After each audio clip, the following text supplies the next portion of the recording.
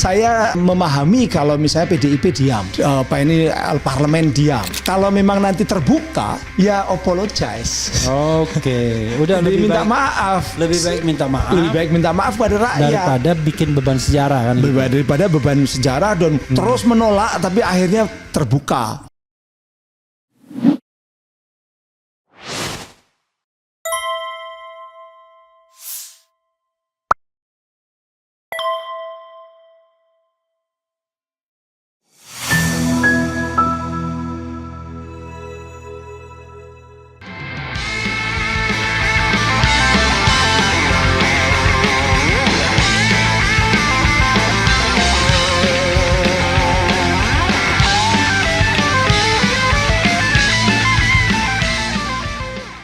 Ya itu artinya dia mencoba untuk suatu hal perbuatan itu dijala dengan banyak sekali pasal dan pasal-pasal yang dipakai itu adalah pasal-pasal yang sanksinya di atas 5 tahun semua untuk menahanan. Dan itu memang udah menjadi semacam fenomena yang seringkali kenapa pasal 27 ayat 3 yang sekarang jadi 27A itu kenapa jadi 2 tahun? Gara-garanya sering dipakai dulu untuk nahanin orang dari sejak Prita Mulyasari sampai kasus-kasus yang ada di Surabaya, di Jakarta, di mana-mana, di Makassar gitu loh. Nah, masalahnya Prof tadi saya mau ngomong apa? Lupa saya. Jadi saya ingin setelah melihat fenomena ini ya, apa appeal Prof terhadap penyelesaian masalah ini? Orang mengatakan, wah ya udah hadapi aja pengadilan, kayak dia paham pengadilan kayak bersih aja, pengadilan tidak berpihak kan?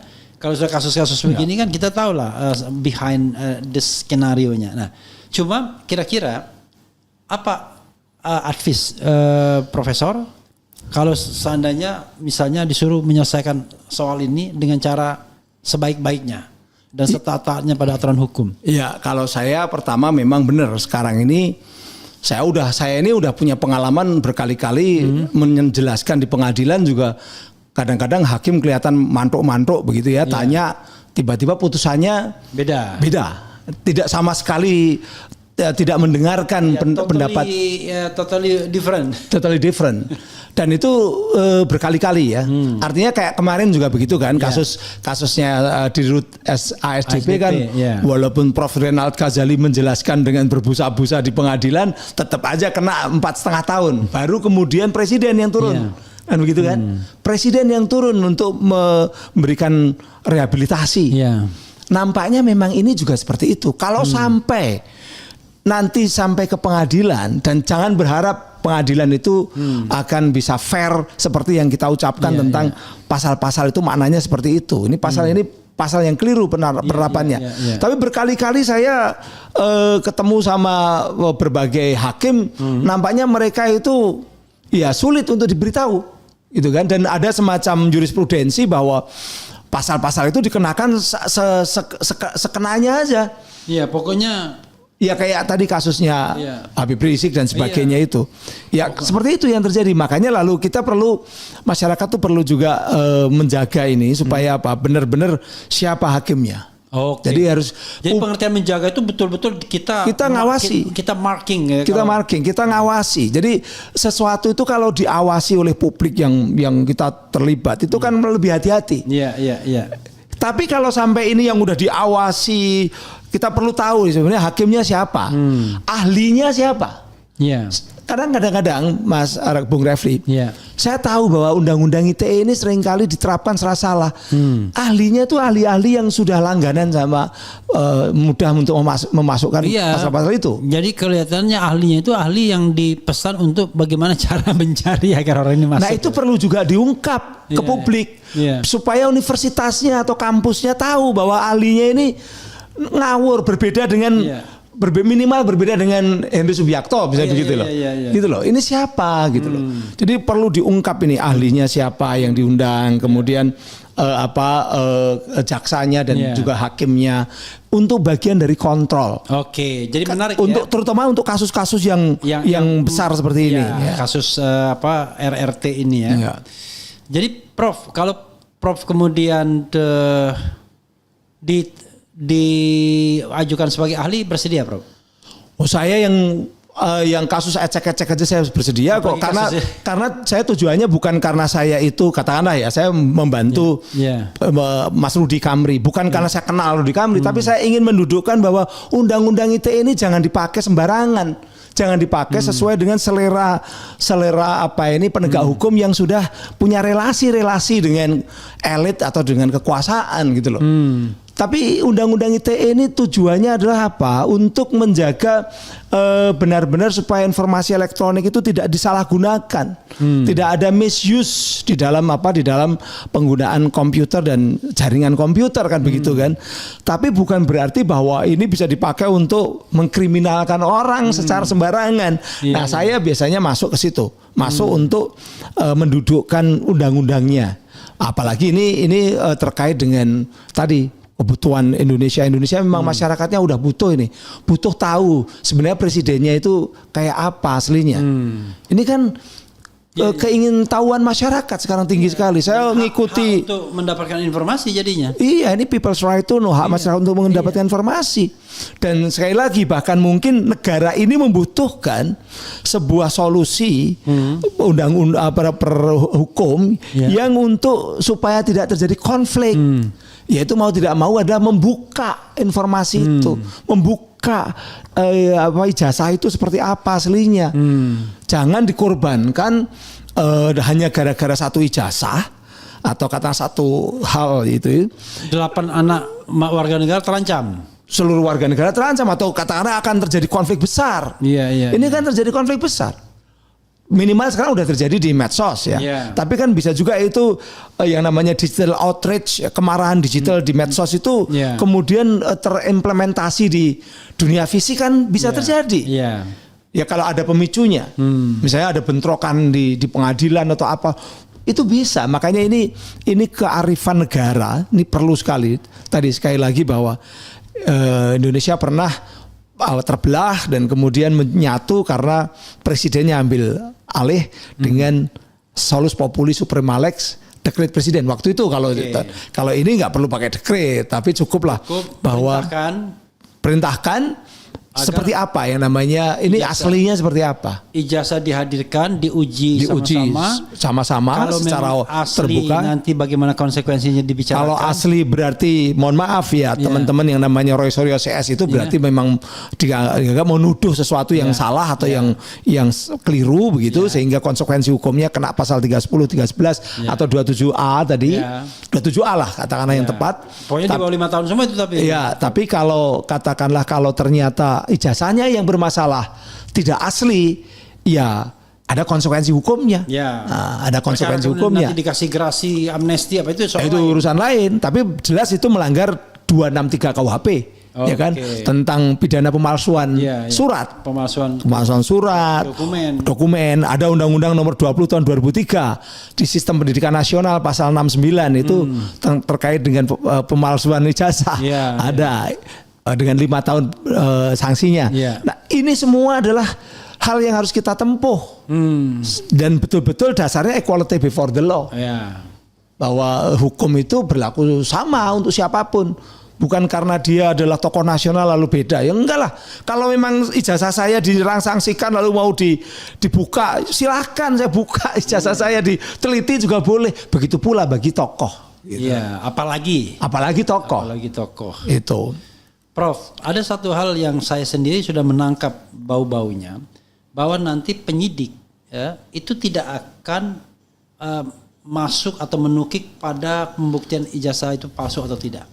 Tapi yang dia sasar adalah apakah Roy Suryo menghina atau enggak, apakah Dr. Tifa itu mencemarkan nama baik atau enggak, apakah Rismon itu menduplikasi dokumen apa enggak dan lain sebagainya. Nah, sehingga nanti sebenarnya tidak akan ada pembuktian apakah ijazah Jokowi itu asli atau palsu seperti Bambang Tri dan Gus Nur yang tiba-tiba suddenly dituntut 10 tahun, divonis 6 tahun dan kemudian di tingkat banding kena 4 tahun. Gimana Prof melihat ini? Ya, sekarang satu lagi tambahan, pasal menyebarkan berita bohong itu dihapus. Karena berdasarkan pengalaman Gus Nur dan Bambang Tri, ketika berita bohong masih menggunakan Undang-Undang 1946 dan belum dimasukkan ke Undang-Undang ITE ini, itu 10 tahun dia berdasarkan itu, tetapi di tingkat banding nggak relevan karena dianggap kalau ini berita bohong, berita aslinya mana nggak pernah. Iya. Dan itu di-drop sama polisi. Iya 28 ayat 3 kan, Iya, pasal 28 ayat 3 iya. itu pertama harus ada mana aslinya, mana bohongnya, Iya, kemudian kalau itu kan juga harus menimbulkan kerusuhan Iya, atau keonaran fisik. iya. Itu harus ada keonaran fisiknya, iya. harus ribut dulu kan begitu. Itu memang tidak relevan, tapi kalau itu masih dipakai itu tambah kelihatan ngawurnya lagi kan gitu. Tapi oke lah, udah di-drop itu sudah bagus. Iya, tapi Berarti kan, tinggal 28 ayat 2. Iya, arahnya kan tidak akan ada pembuktian ijazah akhirnya. Nah kalau seperti itu berarti ini ada tadi persoalan people's right to know tadi. Oke. Ya ada hak masyarakat untuk tahu. Makanya Presiden harus turun tangan tuh. Iya. Untuk to fulfill gitu kan. Ya ini kan hak masyarakat untuk ini kalau presiden tidak turun tangan, ini juga bisa mempengaruhi katakanlah image presiden sendiri. Seolah-olah beliau tidak fair ketika melihat kondisi seperti ini. Ini memang hal yang kelihatannya sederhana, tapi sederhana kan hanya persoalan tunjukkan gitu kan. Tapi menjadi rumit karena orang tidak mau menunjukkan dan justru orang menyangka-nyangka kenapa nggak mau ditunjukkan. Ya makanya saya berkali-kali mengatakan ijazah itu kebanggaan. Iya. Anda kan alumni UGM juga kan? Iya. Ketika lulus UGM kan bangga kan gitu. Iya, enggak ada lagunya kan bakti kami mahasiswa Gajah Mada semua. Artinya bangga. Ijazah itu bukan aib. Ijazah itu bukan penyakit. Kenapa tidak mau ditunjukkan? Justru ketika semakin lama diputar-putar nanti adalah problemnya adalah efeknya itu saya sebagai orang komunikasi nih dampaknya adalah pada kredibilitas, pada kepercayaan. Dan semua orang yang membenarkan ijazah itu ada asli dan lain sebagainya akan kehilangan kehilangan legitimasi, kehilangan integritas, kehilangan moral standing untuk berbicara di publik lagi karena dia membela sesuatu yang sudah irasional. Iya. Makanya saya juga ingatkan saya sebagai alumni Gajah Mada, tolong Gajah Mada dalam hal ini jangan menjadi lembaga yang melegitimasi seolah-olah tidak perlu membuka ijazahnya seperti apa. Karena saya ketika dulu kuliah itu banyak teman-teman saya yang kuliahnya muncul ada fotonya dan sebagainya tapi nggak jadi lulus kan banyak. Saya punya teman SMA teman SMP dan SMA, dia selalu juara di SMP dan juara di SMA, juara umum di SMA dan keterima di fakultas di UGM. Di UGM juga dia bagus sekali tapi nggak lulus. Sampai sekarang nggak lulus. Itu ada teman saya akhirnya hanya karena nggak lulus yang paling bagus tuh si topi merah yang anak kecil itu dia ngaku dia nggak lulus. Tapi pinter dia dari awal. Itu juga pinter. Dia walaupun nggak lulus dia masih bisa semacam bimbingan orang-orang yang mau masuk UGM. Dia ngasih semacam bimbingan itu. Bimbel. Bimbingan belajar. Dan dia ngajari tentang matematik, fisika. Enggak teman saya ini yang tidak lulus ini. Dulu pinter sekali tapi nggak lulus. Artinya sekali lagi di Gajah Mada itu biasa orang kelihatan dulu kuliah aktif lalu tiba-tiba nggak lulus. Apalagi angkatan saya, satu angkatan 250 orang. Ya gimana kita tahu apa dia lulus apa enggak? Iya. Bahkan semester pertamanya udah hilang dia. Makanya kalau sekarang begitu reuni ada dia ikut. Iya, makanya kalau sekarang diminta untuk menunjukkan ijazah itu bukan suatu yang berlebihan. Itu bagian dari objektivitas dan etika ya. Ini Prof udah lihat waktu nih kan. Ada tadi saya janji kan. Nah, pertanyaannya Prof ya. What should be what we should be? Sorry. Saya mau bilang apa yang saya harus lakukan. What we should be should do ya kan. Apa yang harus kita lakukan? Ya kalau sekarang sebenarnya kita sudah dengan mengkritisi, mengingatkan kepada polisi, kemudian menyarankan supaya Pak Jokowi membuka sajalah ijazahnya. Kalau Bapak tidak membuka ijazah, justru Bapak akan semakin kehilangan kredibilitas. Bukan hanya Bapak yang kehilangan kredibilitas, institusi yang selama ini mendukung kayak misalnya kayak UGM juga bisa kehilangan kredibilitas kalau tanpa ada dibuka. Karena kenapa tidak dibuka? Alasan apa lagi? Mau nunggu ribut, mau nunggu katakanlah ada benturan-benturan. Kalau saya konkret aja, kalau memang ijazah Pak Jokowi itu memang palsu, misalnya ya, karena itu dia resisten untuk membukanya, udah saya himbau aja ke Pak Prabowo. ya kan? Sudah, yang penting adalah telling the truth, ya kan? Seperti rekonsiliasi Komisi Kebenaran dan Rekonsiliasi itu. Dia telling the truth, oh ya saya nggak punya ijazah, memang ijazah ini palsu, tapi kemudian dimaafkan. Kalau dalam krisis komunikasi, dalam ilmu komunikasi, kalau terjadi sesuatu yang ketidakpastian, kemudian ketidakpercayaan, itu memang harus telling the truth, honestly, harus jujur. If you are at fault, apologize. Jadi kalau salah ya minta maaf. Dan publik pasti akan muncul yang menerima kesalahan itu, atau ya logis ada yang nolak itu pasti. Tapi presiden sebagai kepala negara yang punya constitutional right, kan baru saja ngasih rehabilitasi, abolisi, amnesti, kan bisa dia memberikan itu. Dulu diadili dulu Bill Clinton ketika ketahuan selingkuh sama Monica Lewinsky itu, apa yang dilakukan? Dia telling the truth, kemudian ngomong honestly apa adanya, lalu dia minta maaf. Lalu malah dapat simpati. Malah justru dapat simpati. Menang lagi. Dia menang lagi, minta maaf kepada istrinya, minta maaf kepada anaknya, minta maaf kepada masyarakat yang mendukungnya, malah dapat simpati. Tapi kalau dia tetap menyembunyikan, itu menunjukkan bahwa ini kayaknya tidak ada yang memberikan nasihat dari sisi komunikasi. Karena komunikasi itu tadi bahwa justru orang kalau ada sesuatu yang keliru, salah, itu harus apologize, minta maaf. Gitu. Oke, Prof. Terima kasih banyak. Mungkin Prof membutuhkan untuk closing statement. Silakan, Prof.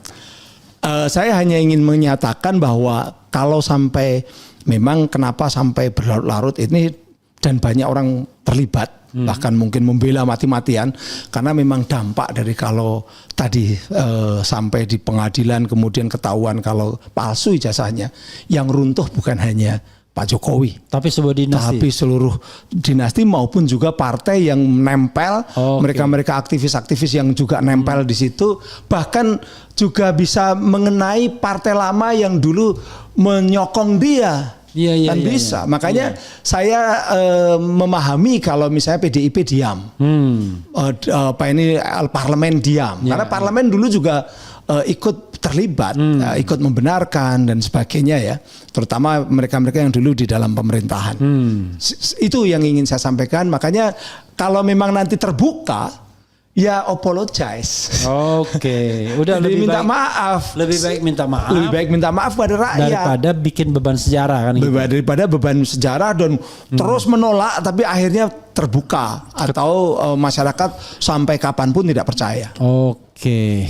Ya, saudara sekalian ya, kalau kita berbincang secara waras, kita udah paham itu sebenarnya kasus ini arahnya kemana. Karena makin lama makin meragukan ini. Sebenarnya ada apa nggak ijazahnya itu? Tetapi kalau misalnya ada, kenapa nggak ditunjukkan? Kalau tidak ada, ya kenapa nggak minta maaf, kan begitu? Daripada kemudian mengkriminalisasikan anak bangsa, apalagi orang-orang yang cerdas. Kayak Dr. Tiva itu kalau dia lanjutkan bisa 4 PhD dia. Di Driarkara, di filsafat, kemudian di UI, kedokteran UI, kemudian ada di Unpad, di Norwegia 1. Kan tertunda konon gara-gara ini juga kasus ini. Roy Suryo itu seorang doktor, Rismond itu seorang dokter. Masa yang masuk penjara manusia-manusia berkualitas, sementara yang tidak berkualitas kutu kupret dikeluarin. Mudah-mudahan ini bukan hanya playing the game, tiba-tiba nanti Prabowo, ya udah biarin aja, nanti ujung-ujungnya gue kasih rehabilitasi juga. Karena kalau penegakan hukumnya begitu terus, ya ongkos sosialnya agak tinggi juga jadinya kan. Orang udah bentrok duluan, udah apa duluan. Terima kasih Prof. Henry ya. This is not we hope this is not the first time coming here. Jadi besok kalau kita ada yang lebih detail lagi, ya saya akan undang lagi karena butuh pencerahan dari mantan termul. Tapi dia udah klarifikasi bahwa beliau bukan termul karena beliau menjadi staf ahli Menkominfo sekarang Komdigi. Menkominfo itu sejak era pemerintahan Presiden SBY pada tahun 2007. Oke, makasih Prof ya. Ya. Oke Prof.